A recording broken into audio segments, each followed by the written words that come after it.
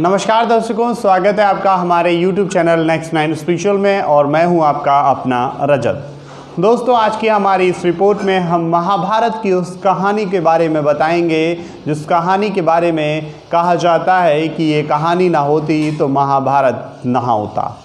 जी हाँ दोस्तों, हम बात करेंगे उस दूध कीड़ा की जिसमें पांडवों ने और कौरवों ने मिलकर जुआ खेला था। तो क्या हुआ था उस दिन? क्या द्रौपदी को जब दांव पर लगाया गया और द्रौपदी का जब चीरहरण हुआ, उसके बीच में वो क्या ऐसा मंजर था जिसको देखने के लिए, जिसको देखकर सभी भौचक्कित हो गए, जिसको देखकर सभी डर गए। तो दोस्तों, आज की हमारी इस रिपोर्ट में हम आपको बताएंगे कि महाभारत में जुए में जब द्रौपदी को पांडव हार गए और उसके बाद द्रौपदी का जब चीर हरण करने के लिए दुशासन ने उसकी साड़ी को निकालना आरंभ किया, उस बीच में क्या हुआ था, आज की हमारी इस रिपोर्ट में आइए हम आपको बताते हैं। दोस्तों, हमारी रिपोर्ट की शुरुआत करने से पहले हम आपसे एक निवेदन करना चाहेंगे। अगर आप हमारे चैनल के लिए नए हैं तो कृपया करके आप हमारे चैनल को सब्सक्राइब कर लीजिए और बेल आइकन ज़रूर दबा दीजिए, जिससे कि आपको हमारी सभी न्यू वीडियोस का अपडेट मिलता रहे। तो चलिए आज शुरुआत करते हैं हमारी इस रिपोर्ट की। दोस्तों, महाभारत की कहानी कोई आम कहानी नहीं है। महाभारत की जो महागाथा है वो भारत का गौरव है। भारत में अनेक ऐसे वीर पैदा हुए, अनेक ऐसे योद्धा पैदा हुए, लेकिन महाभारत काल के योद्धा, महाभारत काल के वीर, महाभारत काल के रथी और महारथी तो अनन्य थे। महाभारत काल में ऐसे वीर जो पैदा हुए वो शायद अब इस धरती पर ना कभी पैदा हुए और ना कभी पैदा होंगे। दोस्तों, ऐसा कहा जाता है कि महाभारत काल में ऐसे वीरों ने जन्म लिया जिन वीरों की कल्पना करना आज के युग में किसी असंभव से कम नहीं है। जी हाँ दोस्तों, ऐसे वीर आज के युग में असंभव हैं, ऐसे योद्धा आज के युग में वास्तव में असंभव हैं। तो दोस्तों, क्या है इन वीरों की कहानी और क्यों इतने ही ज़्यादा और एक ही जगह इतने वीर पैदा हुए, इस पर भी हम चर्चा करेंगे। लेकिन उससे पहले हम जान लेते हैं द्रौपदी के साथ उस दिन क्या हुआ था जब महाभारत का वो अध्याय आरंभ हुआ, जहाँ से अगर ये ना होता तो शायद महाभारत का युद्ध ना होता। जी हाँ दोस्तों, जब लाक्षागृह में पांडवों को भेजा गया और लाक्षागृह में पांडवों को जलाने का प्रयास किया गया, तब पांडवों ने कौरवों का अन्याय सह लिया। पांडवों ने कौरवों का अन्याय सहते हुए जब पांडव लाक्षागृह करने के बाद ब्राह्मणों के वेश में घूम रहे थे, तब उनका द्रौपदी से विवाह होता है और द्रौपदी से विवाह होने के बाद फिर वो मतलब कौरव ये जान लेते हैं लाक्षागृह करने के बाद कि पांडव मर गए, लेकिन वो एक सुरंग खोदकर किसी ऐसे प्रदेश में चले जाते हैं जहां वो छिपकर रहने लगते हैं और ब्राह्मणों का वेश रख के रहने लगते हैं।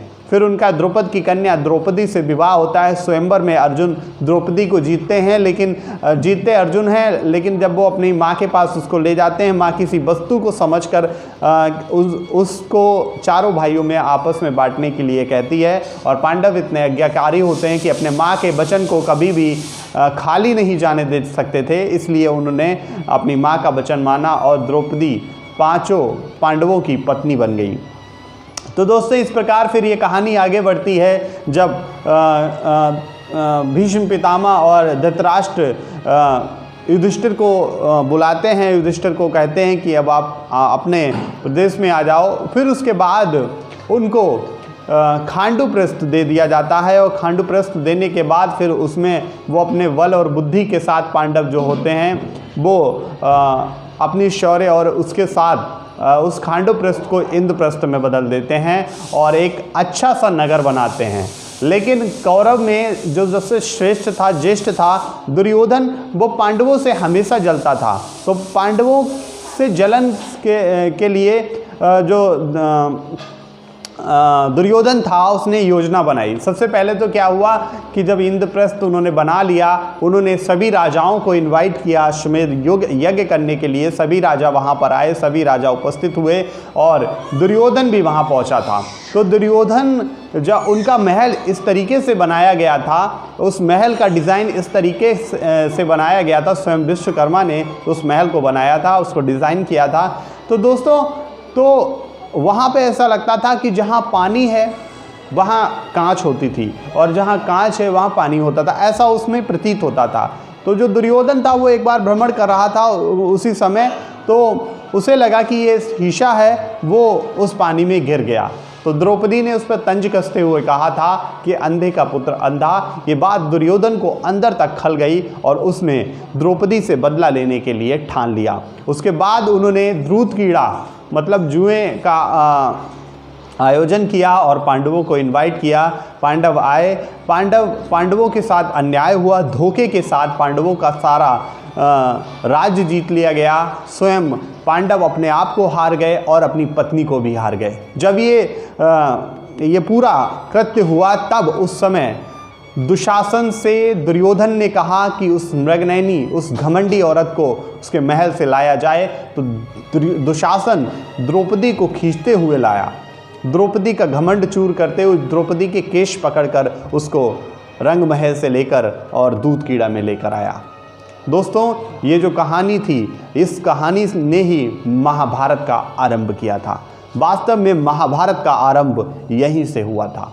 महाभारत युद्ध ना होता अगर ये द्रुत कीड़ा ना होती। जी हाँ दोस्तों, क्योंकि फिर उसके बाद जब दुर्योधन ने दुशासन से कहा कि इस घमंडी औरत का घमंड उतार दे और इसको निर्वस्त्र कर दिया जाए, दुर्योधन ने ये भी कहा कि इस घमंडी औरत को इसका घमंड चूर किया जाए, इसको निर्वस्त्र किया जाए। तो दुशासन जब उसकी साड़ी खींचने लगा, जब उसके साड़ी खींचने लगा द्रौपदी की, तो द्रौपदी ने भगवान श्री कृष्ण को याद किया और एक दैवीय शक्ति ने वो साड़ी इतनी लंबी कर दी कि दुर्योधन का भाई दुशासन उसको खींचते खींचते थक गया।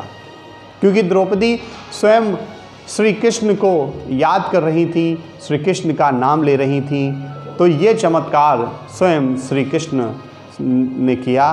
तो वहीं से फिर क्या हुआ, द्रौपदी ने ये संकल्प ले लिया कि ये अपने खुले केश तब तक नहीं बांधेगी जब तक दुशासन के छाती का लहू से ये केश नहीं धुलेगी। और वहीं पे फिर प्रतिज्ञाओं का दौर चला।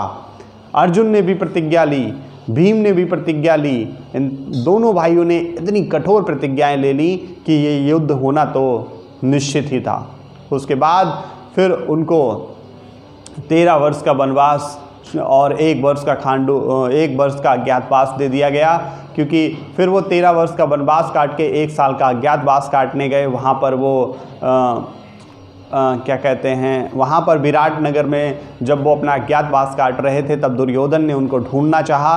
तो अर्जुन वहाँ पर एक किन्नर का रूप धारण करके रह रहे थे और ये सब अलग अलग लोग ब्रंडला का रूप धारण करके रह रहे थे। तो वहाँ पर फिर क्या हुआ, जब दुर्योधन इनको ढूंढना चाहा, दुर्योधन विराट नगर पहुंचा। किसी अपने से ही उसको पता चला कि जो पांडव हैं वो विराट नगर में हैं। तो वो विराट नगर पहुंचा और उसने सोचा कि ये ललकारेगा तो पांडव जरूर आएंगे।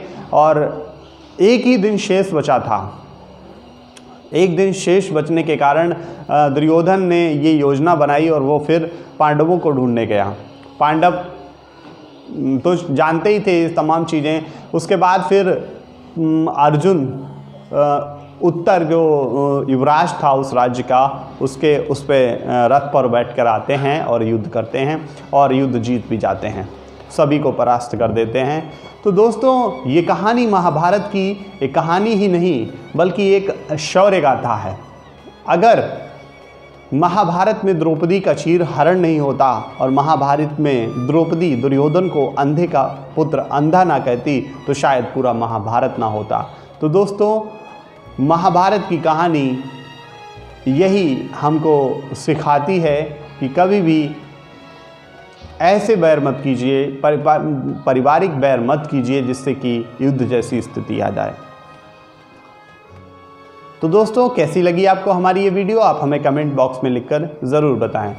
अगर आपको हमारी ये वीडियो पसंद आई हो तो कृपया करके आप हमारी इस वीडियो को ज़्यादा से ज़्यादा लोगों तक शेयर कीजिए। हमारी वीडियो को अपने दोस्तों के साथ, अपने रिश्तेदारों के साथ, अपने संबंधियों के साथ शेयर कीजिए। और हमारे चैनल को, अगर आप अभी तक हमारे चैनल के सब्सक्राइबर नहीं हैं तो कृपया करके आप हमारे चैनल को सब्सक्राइब कर लीजिए और बेल आइकन ज़रूर दबा दीजिए, जिससे कि आपको हमारी सभी नई वीडियोज़ का अपडेट मिलता रहे। दोस्तों मुलाकात होगी आपसे अगले कार्यक्रम में, तब तक के लिए मैं रजत आपसे विदा लेता हूँ। नमस्कार, धन्यवाद।